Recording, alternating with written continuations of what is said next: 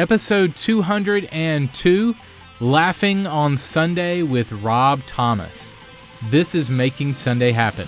Let's do it. This is the definitive podcast for helping you plan, create, and execute dynamic worship experiences at your church.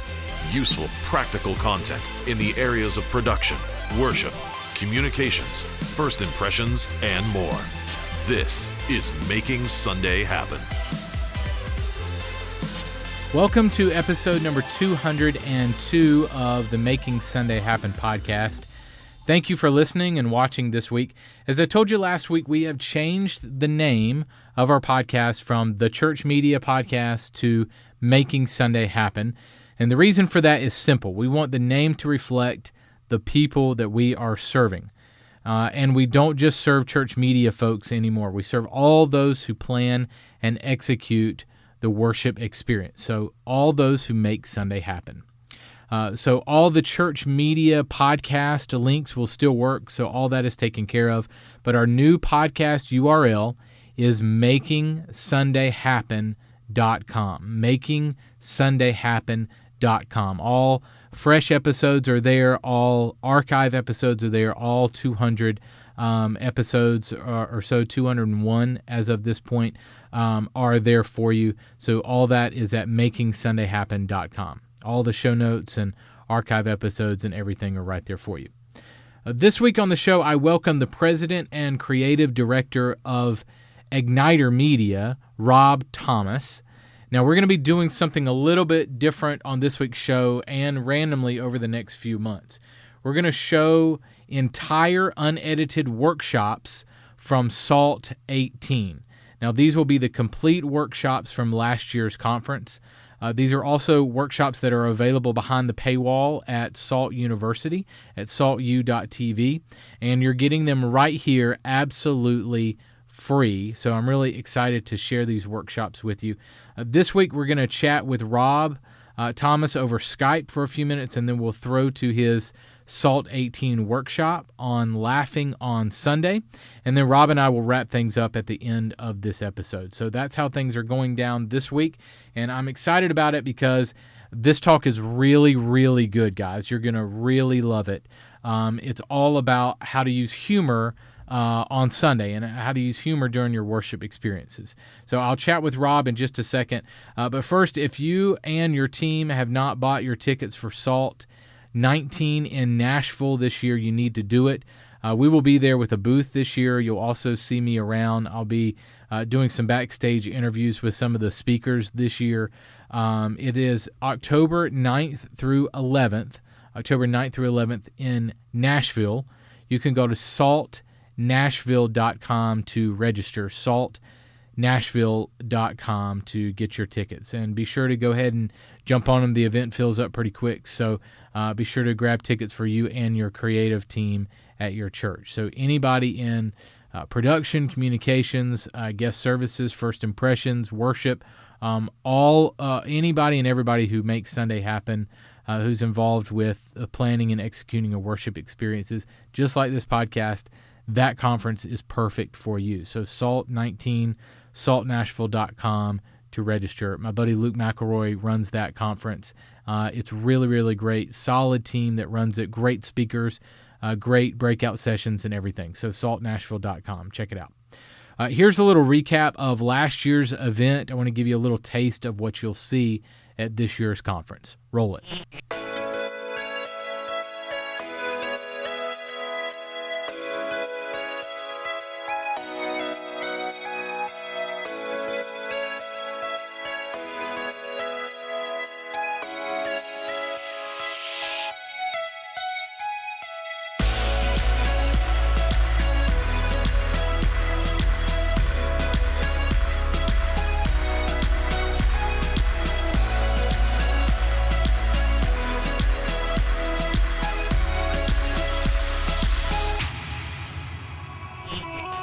Hey guys, welcome. The president and creative director at Igniter Media, Rob Thomas, is in the house. What's up, Rob? Hey, how's it going? It's going good, man. Now, Igniter Media, we are, in fact, I just got off the phone earlier this morning with one of your team members, And we were talking that it's interesting how both of us are media companies, and Yeah. that actually people in ministry that do similar things can actually get along and not compete and fight. Yeah, for So sure, tell for me a little bit sure. about what you guys do, and a little bit about your role at Igniter. Yeah, so started Igniter back in 2003.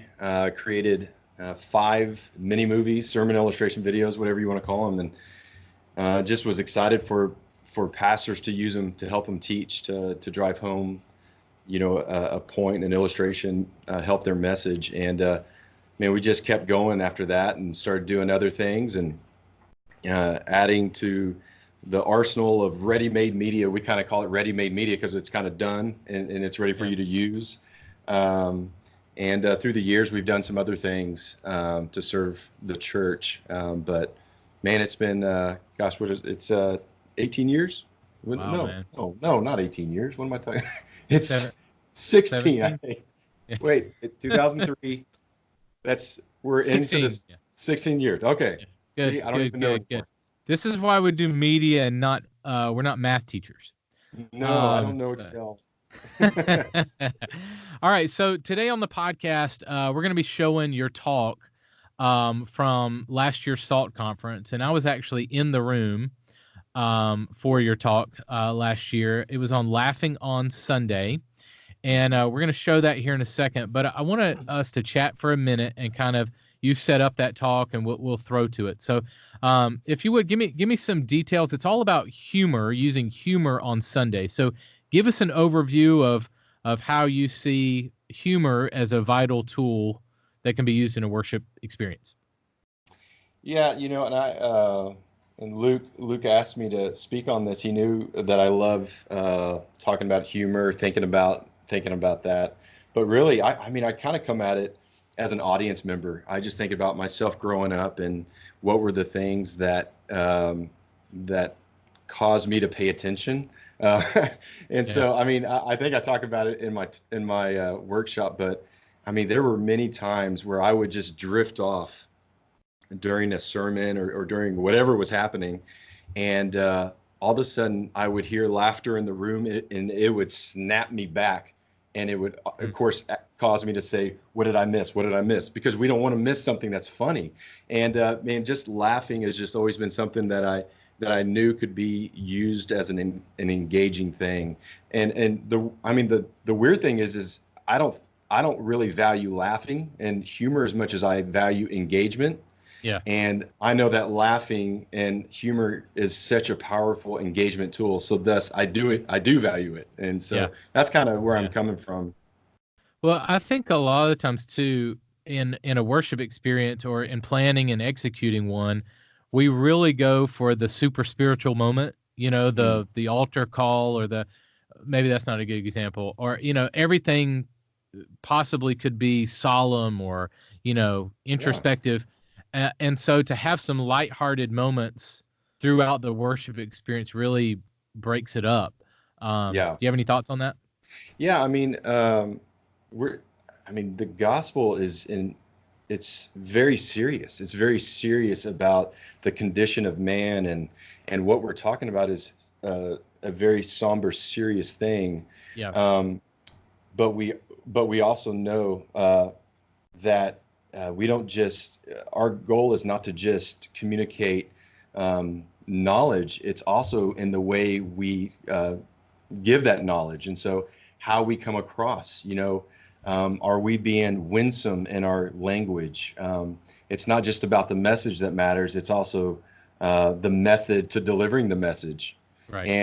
And if you delivered a message in a way that's really, really just dry and boring, and people aren't going to hear the very serious message that is Christ on the cross Right. and what He's done for us. And so, Right. humor is just one of those things. If to be able to laugh with people, to delight them, delight. Saint Augustine talks about, when he talks about preaching, he talks about three things. He talks about teaching, of course. You're trying to teach something, but you're also trying to delight someone, and you're also trying to sway someone.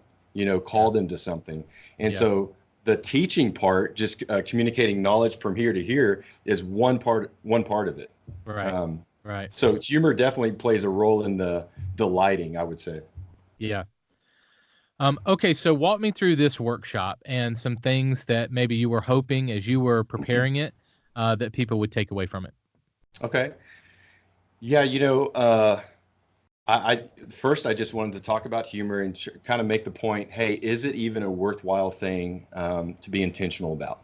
Should we be intentional about humor on Sunday morning? And so the first thing I do is I just say, hey, why does humor matter on Sunday? And so I talk about the value of humor and just what it does. And in the workshop, I talk about the many things that humor. I just got an AT&T spam alert, so we'll Nice. disregard that. So talk about the value of it, and then I talk about why we're a little bit intimidated by humor. You know, obviously we know that some people are going to be naturally gifted in wit and there's going to be a natural giftedness for some over others. However, humor is for everyone.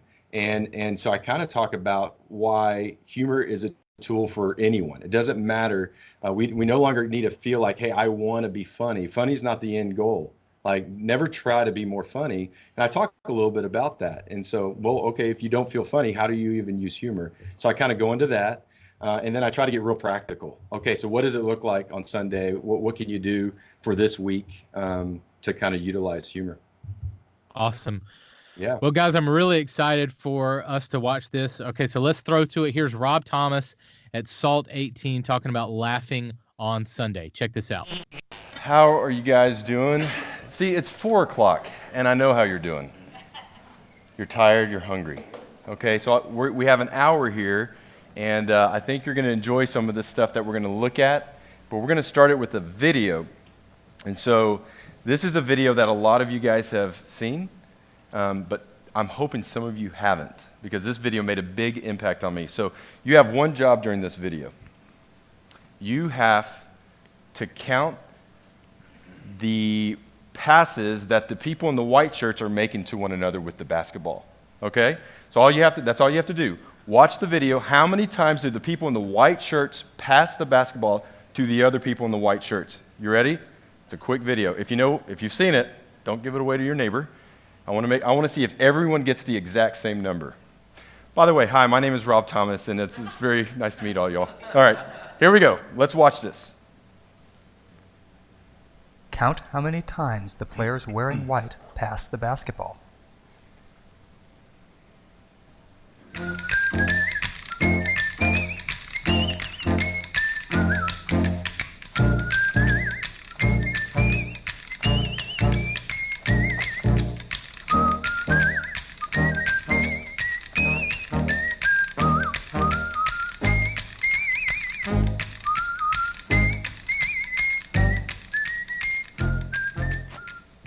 Okay, I'm hoping. How many passes did you count?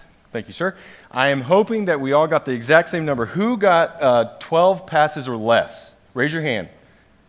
12 passes or less. 13 passes. 13 passes, a couple of you. Who saw 14? 1, 2, 3, 4. Who saw 15? Okay. Who saw 16? Wow, we are divided, guys. Who saw 17 or more? She's like, I saw 38. You saw 17, okay. There were 15 passes. There were 15 passes. So, not everybody gets 15. The next question that I want you to ask yourself is, of course, did you see the gorilla come on scene and beat its chest and walk off? That's the actual point of this video. And if you didn't see that, that's okay, because we're going to watch it again. And this time I want you to look for that.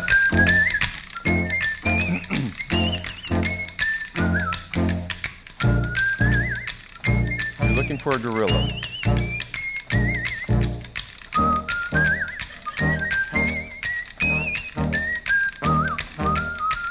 Anybody see it? Did you see it? Okay, good. Guys, 13 years ago, they played that video at my church. And they did the same thing. And I was like, oh, I think I saw 15. And I was right on that. And then he said, did you see the gorilla? And I said, I remember I was like, what? What are you talking about? So let me play it again. So he played it again, and I saw that gorilla. And as a video guy, I was convinced that they shot it twice. They had a gorilla come out the second time. They shot it twice. I could not believe that there was a gorilla in that. And it was just mind-blowing to me because I didn't see it. I did not see that gorilla. And that video, believe it or not, revolutionized my marriage. It did. My wife is here, and she can attest to that. And I'm going to tell you at the end why and how it did that. But today, we're going to talk about laughter and humor and how you can use that to just exponentially and positively engage on a Sunday, because it's a powerful tool. And we need to do this for two reasons. The first one is that the stats for attendance and engagement today, they're pretty depressing. 38% of people that, 38% of Americans are what we would consider active churchgoers. No, I'm losing my scenes. That's okay. And out of all those that are considered unchurched, the majority of those are de-churched, meaning that people who used to go to church, they don't go to church anymore, the majority of them. And then the second thing is that our attention spans have completely shrunk. From 1998 to 2008, it shrunk by over 50%. So what in 98 was a 12-minute attention span became a 5-minute attention span in 2008. And here we are 10 years later. So what do you think it is now? 2 minutes, 3 minutes tops? That's our attention spans. And think about it from your own perspective. I mean, when was the last time you were bored?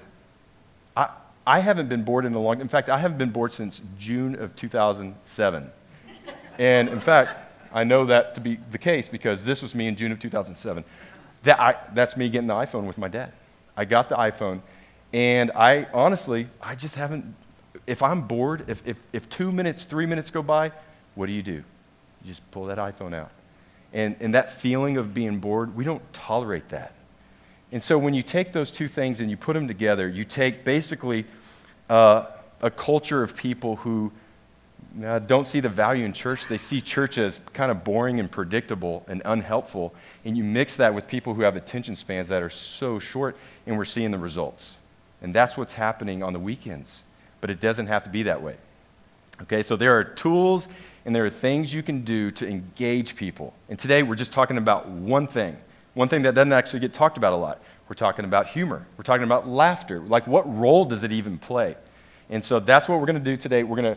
Here's a synopsis. We're going to basically discuss 2 reasons why we don't intentionally use humor. And then if you agree that we should, we're going to go ahead and talk about practical steps for how you can reverse that trend. All right? Let's jump in. So the first barrier to not intentionally using humor is we just don't value it. Okay, I mean, why should we use humor? Who cares if things are funny or not? If we laugh or not? Does it really matter?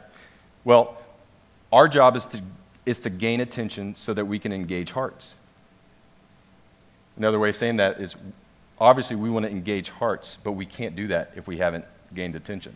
And so that's what we want to do. And one of the ways that you can engage or gain attention is through humor. I mean, it's a powerful tool. See, I want you to see it kind of as an arrow in your quiver, okay? So let's take that. You have what we'll call an engagement quiver. You have all these things that you can do and to engage people. And one of those arrows is humor. This presentation brought to you by Keynote. So, and here's the deal. We need to figure out if humor has benefits, and it has several benefits. So the first one is this. I'm reading a book by a guy who basically wrote about TED Talks, and he says this. He says, the brain, it loves humor. Give your audience something to smile about. And we know this inherently. I mean, when you share a video, 9 times out of 10, it's funny. You're sharing funny videos. I mean, that's what I share. People don't want to miss out on something funny. There have been times that I've been at church, and I may look like I'm listening because I'm looking up there, but I'm in a completely different world. And so tell me if this has ever happened to you. This happens to me. I'll be not listening, and then all of a sudden, everybody in the room starts laughing. and I'll immediately go, And that'll wake me out of where I was. And what do I say to the person next to me? What did I miss? We don't want to miss humor. We want to rewind the tape when we think we missed something funny. Is that true about everything? No. If it's funny, we want to rewind the tape. We don't want to miss it. Humor commands our attention. It keeps people focused and alert. It can even keep someone awake. So it's better to preach to a laughing man than a sleeping one. And Madonna said that. I'm kidding. Charles Spurgeon said that. See, somebody right now is like, what'd he say? And that's okay. I got you back. That's what humor does. So Charles Spurgeon said that. And this next one is a huge one. So the brain loves it. Humor, it lowers our defenses. We need to see humor as a permission granter, okay? It gives you permission to be heard. You get them to laugh, so they'll listen. I kind of see like this tough guy for some reason. This is not what probably really happens, but a lot of people come in to the church service, and they're not ready to listen, and so they kind of take this stance, like, what does this guy got? Who cares what he has to say? I don't care. And then all of a sudden you make them laugh, and they're like, oh, okay, all right, I'll listen. That's what happens. Now, nobody does that, right? Hopefully. But that is what happens in their heart. Humor is not only a permission granter, but it's a permission granter to deliver hard truths. Howard Hendricks was a professor at DTS, Dallas Theological Seminary, and he would say this. He was like, hey, the best time to use humor is right before you need to say something difficult, because you have permission to say it. This is Oscar Wilde. If you want to tell people the truth, make them laugh. Otherwise, they will kill you. And then T.S. Eliot said, humor is also a way of saying something serious. And as believers, is that not so true for us? I mean, we have something of grave importance to share with people. And so it's a means to an end, always humorous. Okay, the third thing is this. Humor sticks around. It creates ingrained memories. We remember something funny, which is tied back to something that is true. You remember something funny, and it's tied back to something that's true. So I'm going to give you an example. Here's a joke. It's kind of a joke. It's an illustration. There was a guy that was stranded on an island for 2 or 3 years, and all of a sudden a ship was coming by, and he got the ship, got the attention. They're like, come on, I've been here. And so all of a sudden they saw him, and they came ashore, and they're like, how long have you been here? It's like, I've been here for 3 years, and how have you survived? It's like, well, I caught my own food, and I planted these things, and I built my own house. And they looked up on a hill, and they saw 3 nice-looking buildings. They're like, that's your house? He's like, yeah, that's my house. I've been building it forever. And then they said, what's that second building? He goes, that's the church I go to. That's where I worship. That's every Sunday. That's where I go. And they said, what's that third building? He goes, oh, that's the church I used to go to. Okay, so what I did was I just shared a story with you. You were interested, I think. And then what you need to do after that is after you tell that story is you go, now what's the truth in that? In fact, one of the best statements is hey, I tell you that truth, or I tell you that story because X. And then you tell them the truth that's connected to that. And then they leave because the humor sticks, and they may not remember that truth you were trying to communicate. They may forget that by lunch. In fact, we often do. How many times are we at lunch and someone will say, what did he talk about? Oh, man, it was so good. He talked about, and you may not remember, but you will remember something funny, and often it's that funny thing that leads you back to what's true. All right, let me give you a disclaimer.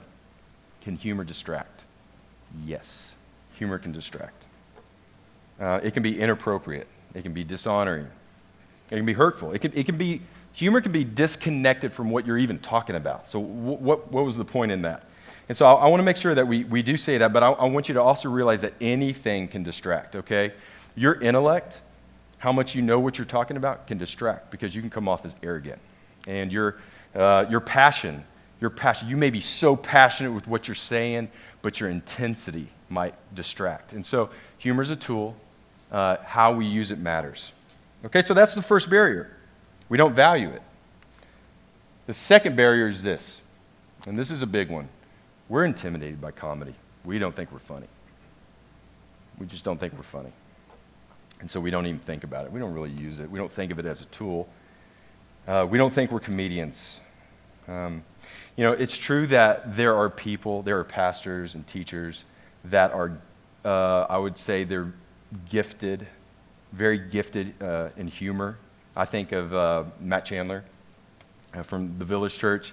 He's just naturally funny. When he talks, he's just funny. It's just interweaved in everything he's saying. But we're not all that.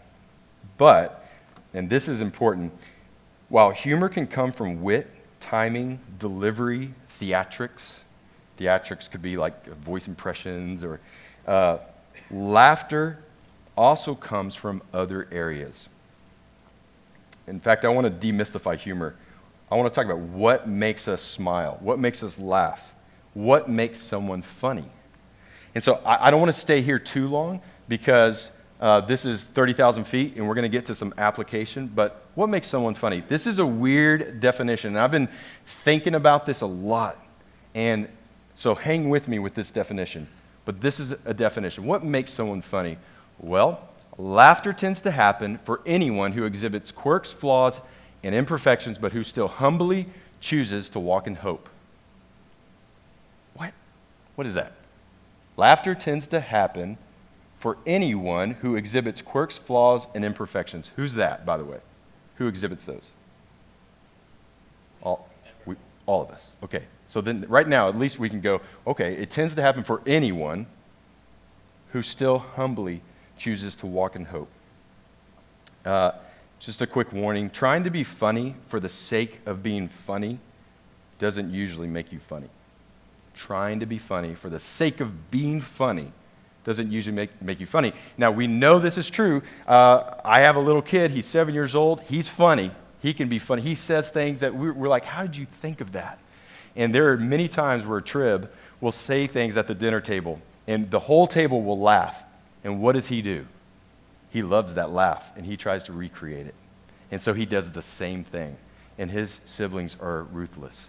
And they go, you're just trying to be funny now. I mean, they tell him, that's not funny. Well, what changed? He did the same thing because his goal changed. He was trying to be funny. So, and here's another truth. My wife is here, Haley. Haley wouldn't describe herself, and I hope we can say this. I didn't tell you I was going to say this. As having the quickest, humorous wit. Like that's her main gift. She wouldn't describe herself as that. However, Haley and I laugh all the time. And she laughs at me, and I laugh at her. And so how is that possible? How is it possible that someone who is naturally funny sometimes isn't funny, and someone who we wouldn't say that's their first gift can be funny? And so I kind of want to make the point that laughter is possible often because of the things that I'm just defining here. So let's break it down. Okay, so the person has quirks and flaws. Comedy thrives on someone's imperfections. I'm going to give you an illustration. This is something that happened to me, and I'm going to tell it to you without you knowing my flaw, and then I'm going to tell you what my flaw is, and we're just going to see if it's any funnier. Okay, so I was at work. I had an iced venti chai in my hand with the little straw thing still on, and Caitlin had never had it, so Caitlin said, hey, can I have a sip? And I said, sure, and I gave it to her, and she took a sip, and she handed it back to me, and I walked away. And that's what happened. Is that funny? I'm going to add my flaw. I'm a germaphobe. Massive germaphobe. I will drink, not even after my children. I will drink after you, sir. No, I will drink after Haley. I will drink after Haley, and I'm okay with that. But that's about it. So I'm going to replay what happened. Now you know my flaw, and let's just see if it feels any different. Caitlin, so I'm walking in with my iced venti chai. I'm so excited to drink it, and I just took the thing off the straw. It's fresh. And Caitlin goes, I've never had that. Oh. And she goes, can I try? Can I have a sip? And I'm like, yeah, you bet you can. And I'm handing it to her, shaking. And she takes a sip. And as she's taking a sip, I'm watching. Huh? And she hands it back. And I'm like, pretty good, huh? And I'm over here just doing that. And I walk away. And I'm not sure if I even finished that drink. But that's what happened. That's what actually happened in that moment. So my imperfections made that a little bit of a different situation. The person, this is kind of similar, but the person lacks certain skills. I mean, this is true. In movies, the fewer skills you give your character, the more comic he or she is. Have you ever laughed at a Vine fail compilation on YouTube, which is a weird Vine thing on YouTube? Have you, America's Funniest Home Videos? I mean, guys, it's just funny to watch someone who lacks athletic ability, people who fall. It's funny. That's a lack of skills. Lack of skills is funny. We lack a lot of things. We lack understanding. We didn't understand what was communicated. I have a friend, Chris Smith, who, when he was in high school, for some reason, he knew how to use this phrase, but he didn't quite know what was being said. We all say the phrase, "Hey, it's my bad. It's my bad." And for some reason, Chris didn't quite make out what was being said, so he thought people were saying, "Oh man, it's my butt." And so it sounds similar, and he learned how to use it. Like which is weird. He learned when to use that phrase, and so when things would happen, he'd be, "Oh, did you do that? Oh man, it's my butt." And he knew, he'd be like, "Oh, it's my butt." And that's literally what he would say. Well, one day he was with his friends, and one of his friends, I just see him eating for some reason. And he said, "Oh man, I'm so sorry. Oh man, it's smubba." And his friend is like, What'd you say? And Chris goes, man, don't make me feel too bad about it, man. I didn't mean to do that, man. It's smubba." And his friend goes, "Say that again." And Chris goes, "Come on, man. It's smubba." And his friend said, "Say it slowly." And Chris goes, "It's smubba." And his friend goes, "Are you trying to say it's my bad?" And Chris was like, "Is that what we're saying?" And so he learned that that's the phrase. It's my bad. And so that's Chris's lack of skills, and there's humor in it. We can use our lack of skills, our quirks and flaws, but here's the truth. This is all nice, but this doesn't necessarily make you funny. In fact, you could have all these and not be funny, and this next one is crucial. The person is humble. And take those two words, humble and humor. Humor, humility. Humor, humility. They're often related. Trevin Wax said this. He said, "When you are most concerned about yourself, your rights, your desires, your status, you don't laugh very much. Neither do the people around you. Pride is a joy killer. It shrivels smiles and it spreads sullenness." What a great quote. Someone with humility, they can laugh at themselves. They don't take themselves too seriously. They invite others to laugh with them. So the person is humble, and the person has hope. In comedy movies, no matter what happens to the character, they must maintain hope. In fact, here's the rule screenwriting. If your character doesn't maintain hope, that's fine. It just becomes a what? A drama. It's not a comedy. It's a drama. Where there's comedy without hope is called a drama. Where there's hope, there's joy. Where there's joy, there's often laughter. And so the definition again, laughter tends to happen for anyone who exhibits quirks, flaws, and imperfections, but who still humbly chooses to walk in hope. That's the definition. And here's the deal. I think Haley would say, Haley, I have a certain amount of wit, right? Maybe? But here's the deal, and this is the truth. This is the truth.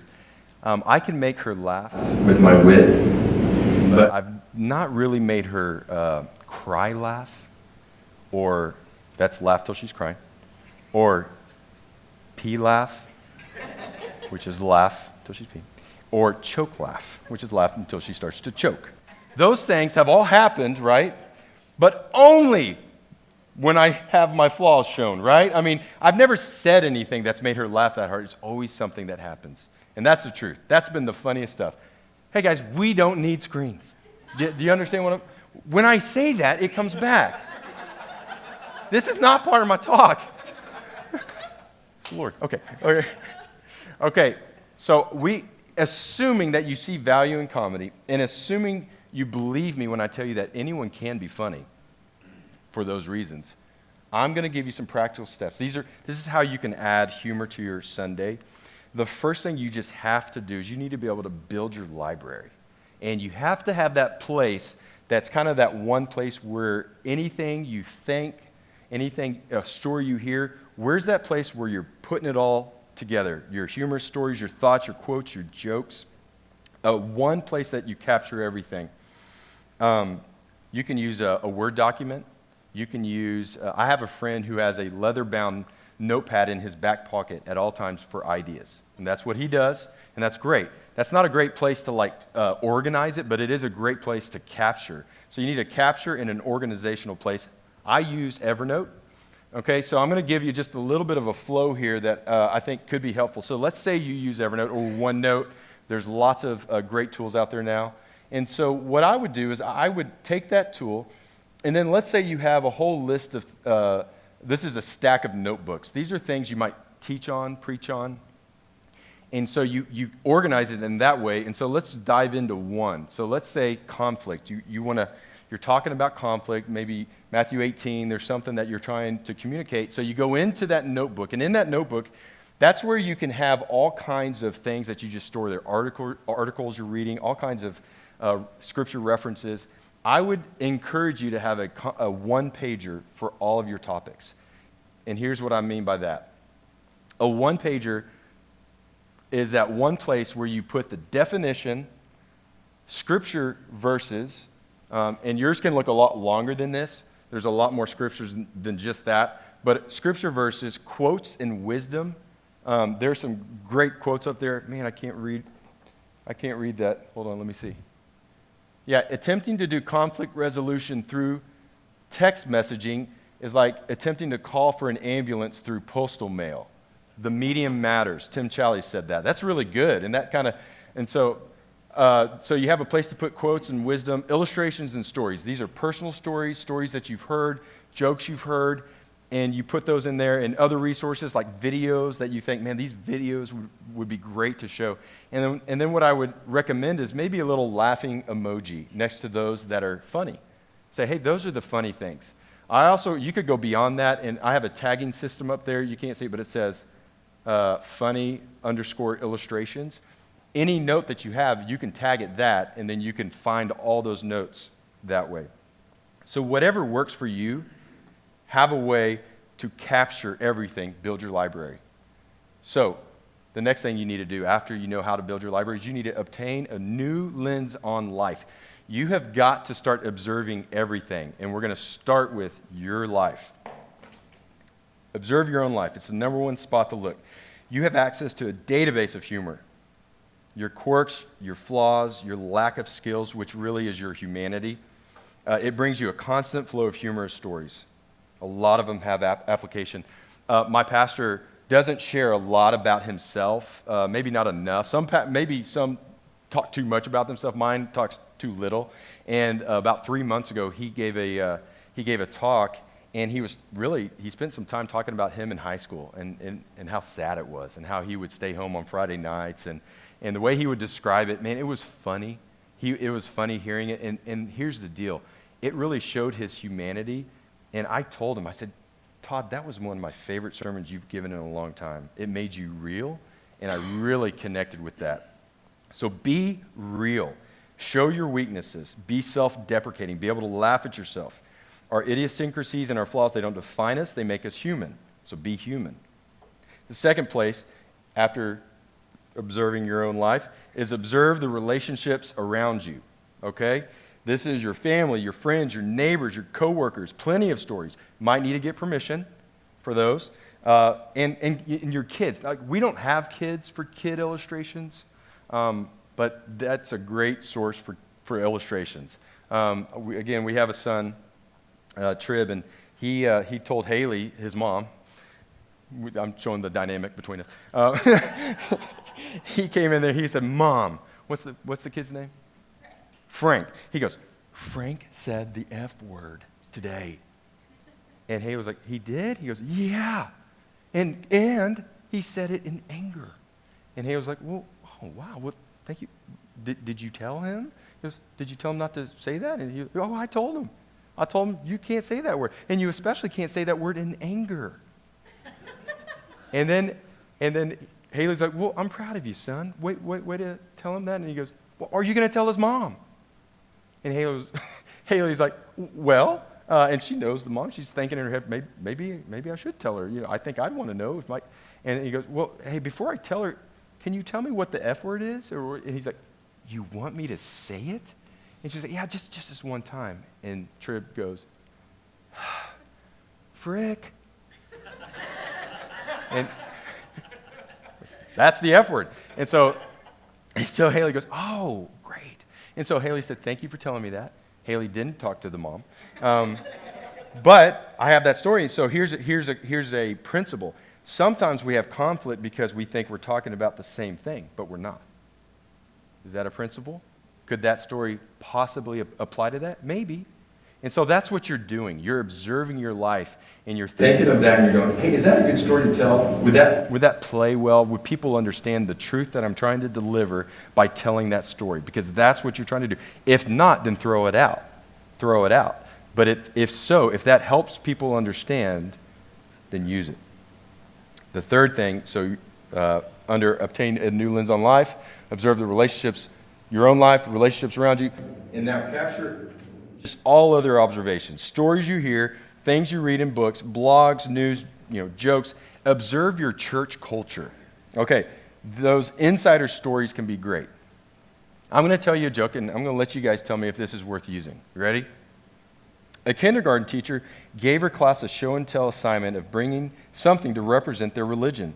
The first child got in front of the class and said, my name is Benjamin, and I am Jewish, and this is the Star of David.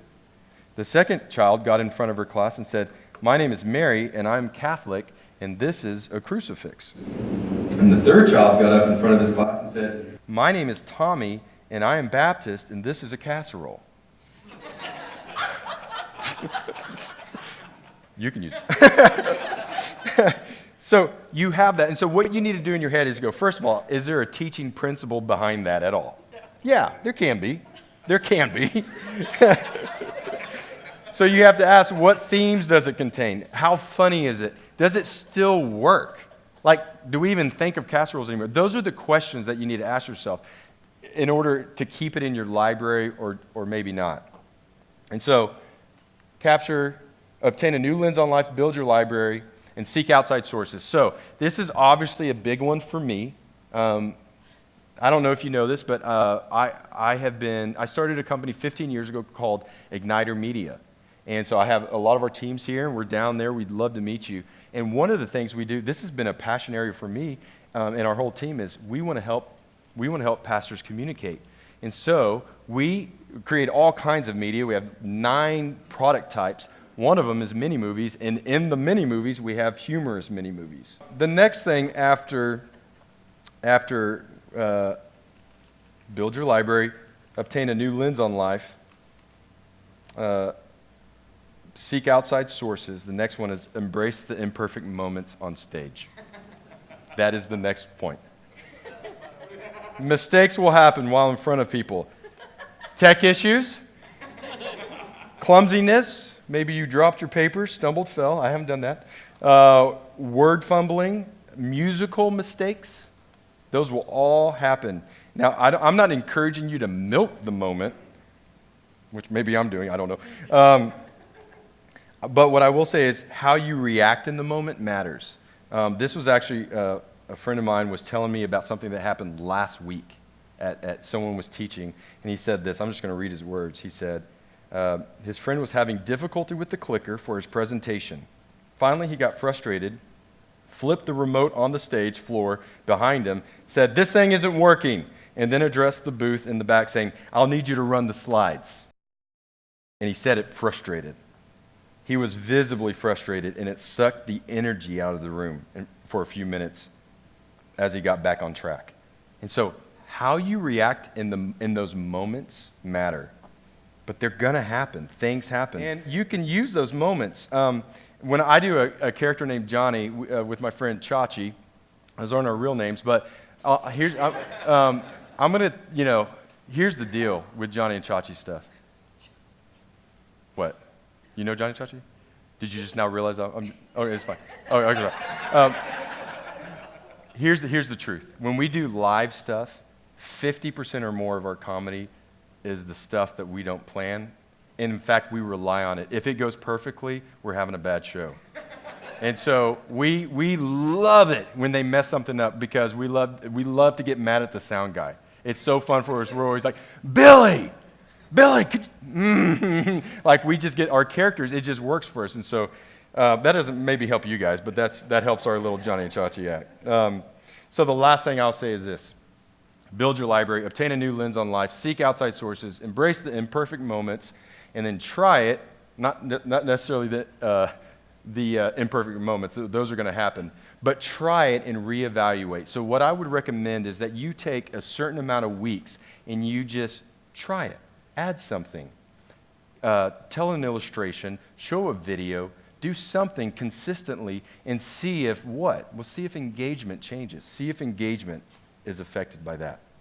Here's the conclusion, guys. It's not about the laughs, but a laughing audience is an engaged audience, and it is about engaging hearts.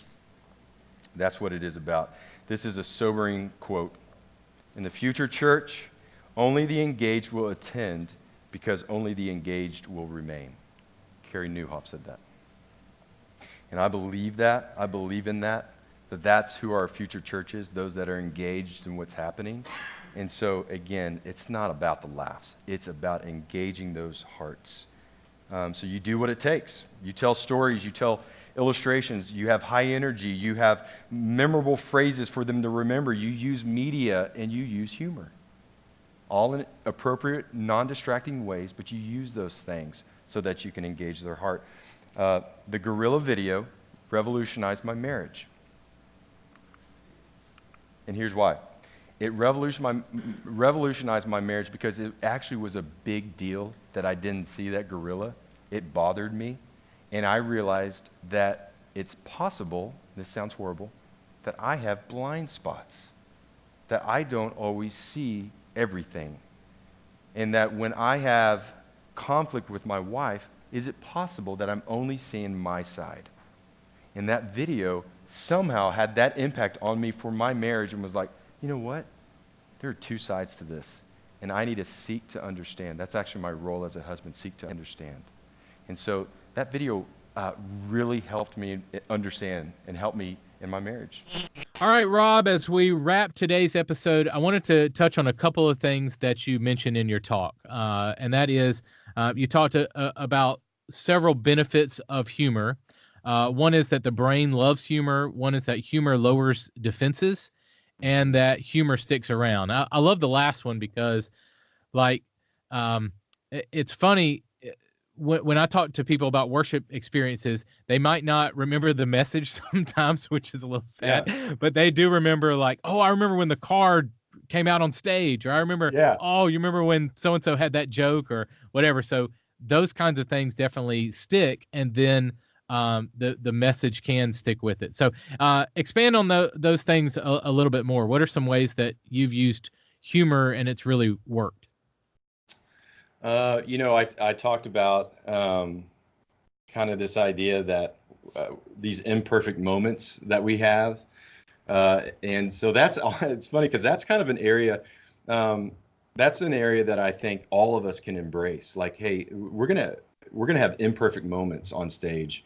And I just continue to encourage people, just lean into that. I talked about, I think I even showed a clip of Bob Coughlin, how that happened, where the worship team, they were in two different keys, and how they handled that was just that was exactly how you should handle a moment like that. Just in humility, be able to laugh at yourself. And, I personally, I will get on stage often and do character stuff with my friend Braun Brown. We do Johnny and Chachi. So I've been on stage enough to know that, man, we have a lot of imperfect moments, and it's a little bit almost a crutch for me, but it's a go-to for me to lean in to anything imperfect. And so often what we'll do is when something doesn't work, we'll blame the sound guy. I mean, we just always do, you know, and we'll know his Always the name. sound guy's fault. His name is usually Billy. I don't know why that is, but we'll be like, Billy, okay, Billy, I guess it doesn't matter, but now that we can get away with that as our characters. But Yeah. in general, I mean, I just say embrace the imperfect moments and show humility. Be able to laugh at yourself. That's something all of us should be able to do. Yeah. Yeah. Awesome. Well, in the spirit of being practical, give us some things out of your talk or some things that you might have that we could really implement next week or in the weeks to come in our worship experiences. Yeah, I mean, if you have a funny story, I mean, if you can utilize humor and you have a story that happened and you can tell it well, and most importantly, you can tie it to the message that you're delivering, would you please tell it?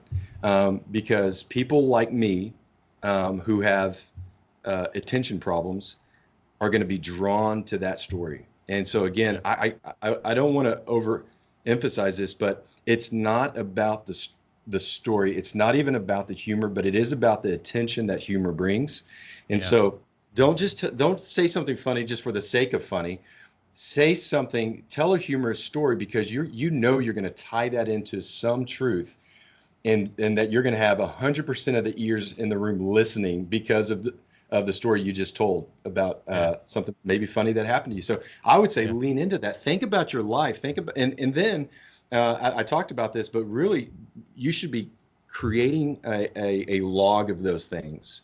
Have some sort of organization where you're writing it down. You're putting in a category like, hey, this is a great little story that happened to me this week. What does that tie to? What are themes that off of that? Hey, that's an identity thing, or no, that's something that ties into insecurity. And man, I'm doing a talk on this to the youth, and man, that'd be a great. And so I think the more you organize it, the more you kind of have that. For me, Evernote or whatever you use, that's going to be really helpful.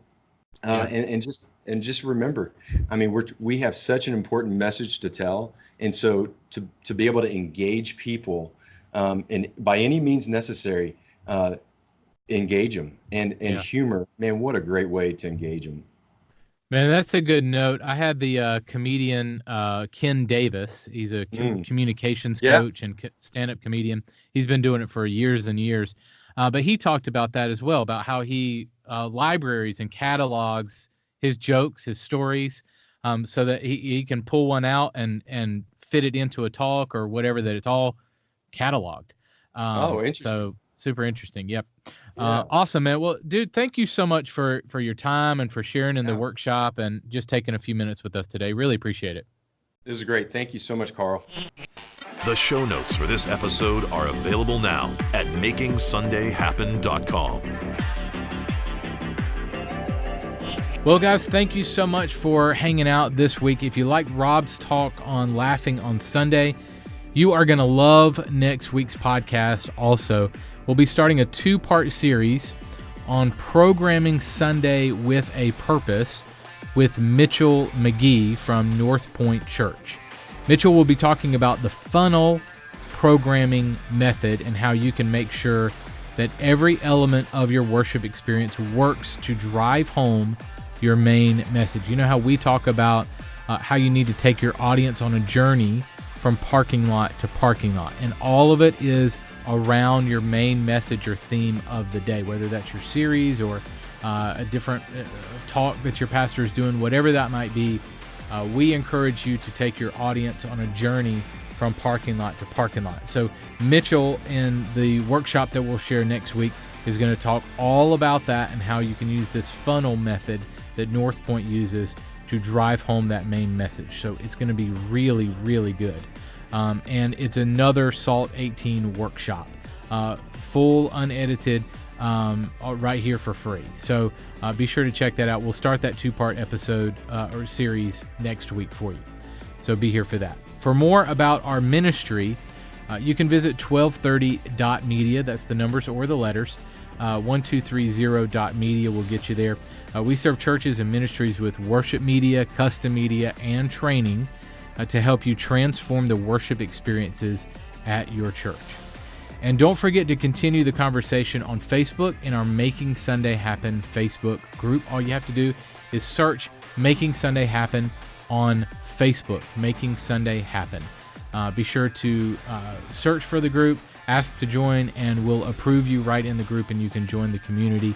We try to keep that group pretty exclusive to just people that are planning and executing worship experiences so that it doesn't get huge and you kind of get lost in the numbers. So right now there's about 1,500 to 2,000 people in that group right now.